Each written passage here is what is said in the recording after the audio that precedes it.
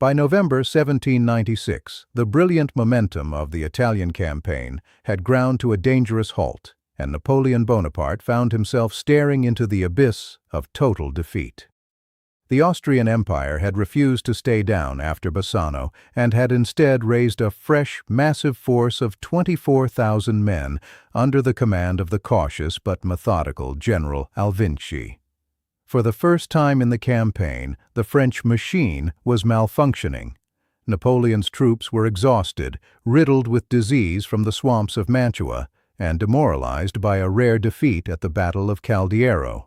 Napoleon realized that a direct frontal assault against Alvinci's superior numbers would be suicide, so he applied the principle of radical open-mindedness to find a back door.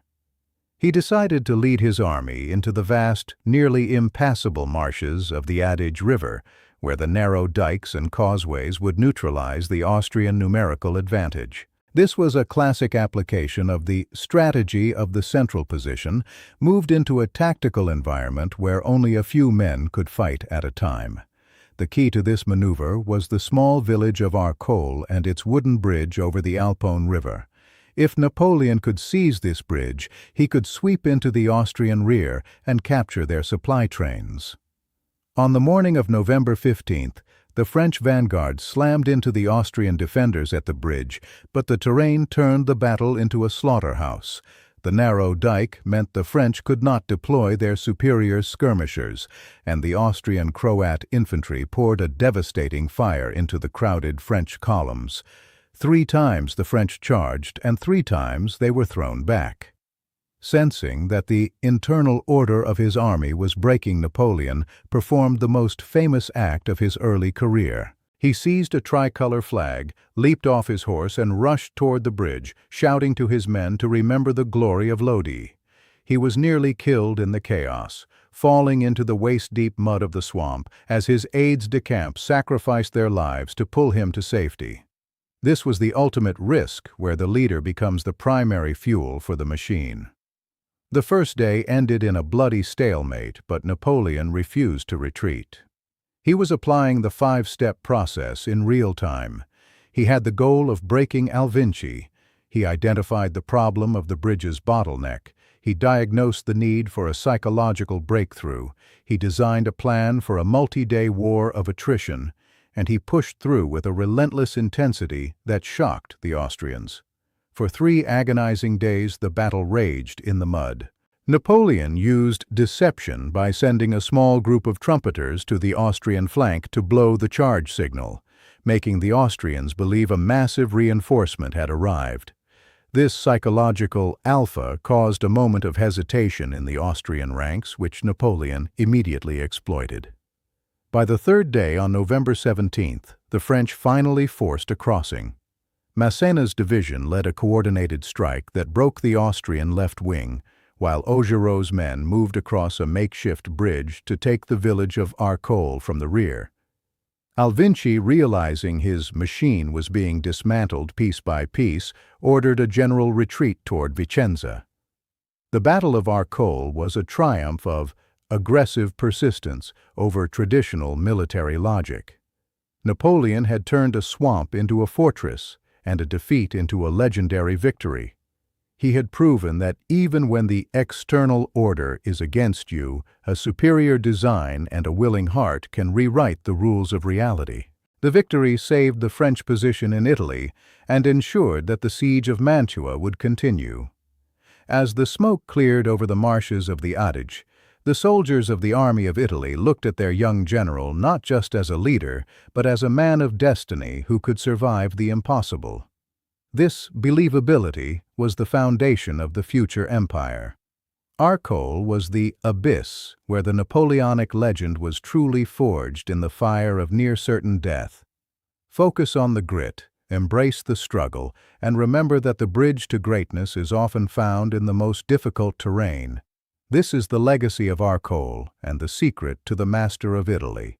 The first day at Arcole had ended in a bloody and indecisive slaughter, but for Napoleon Bonaparte, the abyss was not a place to retreat from, but a place to reinvent his strategy. On the morning of November 16, 1796, The French machine was back in the mud of the Adige as Napoleon realized that Alvinci was beginning to funnel more reinforcements into the narrow causeways.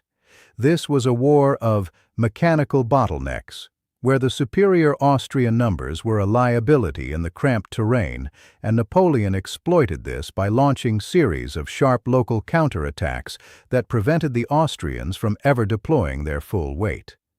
The air was thick with the smell of gunpowder and the screams of men drowning in the black mire of the swamps as the French divisions of Masséna and Augereau fought for every inch of the dikes. Napoleon's five-step process was now in its most critical phase. He identified the problem that the bridge of Arcole remained a death trap, so he designed a plan to strike the Austrian flank from the south. He ordered a construction of a floating bridge further down the Alpone River to bypass the main defenses, but the Austrian Croats remained a formidable obstacle. By the third day of the battle on November 17th, the physical and mental exhaustion of both armies had reached its limit. Napoleon knew that the first side to break would lose the entire Italian theater, so he applied the principle of psychological alpha to shatter the Austrian resolve. He took a small group of his elite guides and a few trumpeters and ordered them to circle around to the rear of the Austrian left wing. At the height of the frontal assault, these trumpeters blew the charge signals of a massive cavalry force, while the French soldiers raised a deafening shout. The Austrians, believing they were about to be cut off from their retreat, began to waver in their internal order. Napoleon seized this moment of hesitation to launch a total coordinated strike. Masséna led a bayonet charge across the main bridge, while Augereau's men poured across the makeshift crossing to the south. The Austrian lines finally snapped under the pressure of this total concentration of force, and Alvinci's army collapsed into a chaotic retreat toward Montebello. The victory at Arcole was a masterpiece of aggressive persistence, where Napoleon's willingness to stay in the fight for 3 days in a swamp essentially broke the back of the Third Austrian relief effort. He had suffered over 4,000 casualties, including several of his closest aides, but he had inflicted even greater losses on the Austrians and captured several regimental colors. This victory was a turning point in the global order of the campaign because it proved that the French Republic could not be defeated even by the best-laid plans of the old monarchies. Napoleon returned to his headquarters in Verona not just as a conqueror, but as a living legend whose believability with the common soldier was now absolute. He used the loot and the momentum from Arcole to tighten the siege machine around Mantua, once again making it clear to the world that Italy belonged to him. The struggle in the marshes was the ultimate test of a leader's ability to design and plan his way out of a certain catastrophe, and it cemented the Napoleonic principle that the terrain is a tool to be used against the enemy's numbers. As the French tricolor flew over the bridge of Arcole, the message was sent to Vienna that the young Corsican general was a force of nature that no swamp, no bridge, and no army could stop. Focus on the deception, embrace the mud, and never let the enemy see your exhaustion. This was the secret of the 3 days at Arcole, and the reason the Napoleonic Empire was forged in the most difficult ground in Europe. The guns at the bridge of Arcole had barely cooled before Napoleon Bonaparte began translating his tactical survival into a grand strategic triumph that would alter the global order of the 18th century. By the morning of November 18, 1796, the French machine had successfully cleared the marshes of the Adige, but the cost had been staggering with thousands of his veteran grognards lying in the mud. Napoleon, however, understood the principle of momentum better than any man alive. He knew that Alvinci was not just defeated, but psychologically broken by the sheer ferocity of the French resistance. He didn't just sit behind the walls of Verona to celebrate. He immediately applied the 5-step process to maximize his alpha in the region. Step 1 was the goal of total Italian hegemony, which required the final fall of Mantua. Step 2 was identifying the problem that the Austrians still held the fortress and were already preparing a 4th relief army. Step 3 was the diagnosis that the Austrian High Command was now terrified of his manœuvre sur les derrières and would likely over-concentrate their forces in the next encounter. Step 4 was the design of a defensive-offensive hybrid system where he used the quadrilateral fortresses as a shield, while his mobile divisions acted as a sword. Step 5 was the relentless execution of this plan, which kept the Austrian spies in a state of radical transparency, while his own movements remained a mystery. In the wake of Arcole, the political internal order of the French Republic began to shift toward Napoleon personally. The Directory in Paris, which had once tried to divide his command, now realized that he was the only general winning significant victories, and more importantly, the only one sending back millions in gold and silver. This financial leverage made Napoleon a shaper of French foreign policy. He began negotiating directly with the Pope and the Italian princes, ignoring the diplomats sent from Paris. He was building a meaningful relationship with the Italian people by presenting himself as a modern Caesar who brought the code of law and the Enlightenment even as his troops were requisitioning the country's food and horses. The victory at Arcole was the abyss that proved his believability to the French public. The images of him with the flag at the bridge were mass-produced and circulated across Europe, creating a brand that was more powerful than any monarch's crown. He was also a hyper-realist about his own biological machine and the health of his army. He used the winter lull after Arcole to set up military hospitals and improve the supply chain of boots and uniforms, which had been the primary cause of his earlier failures.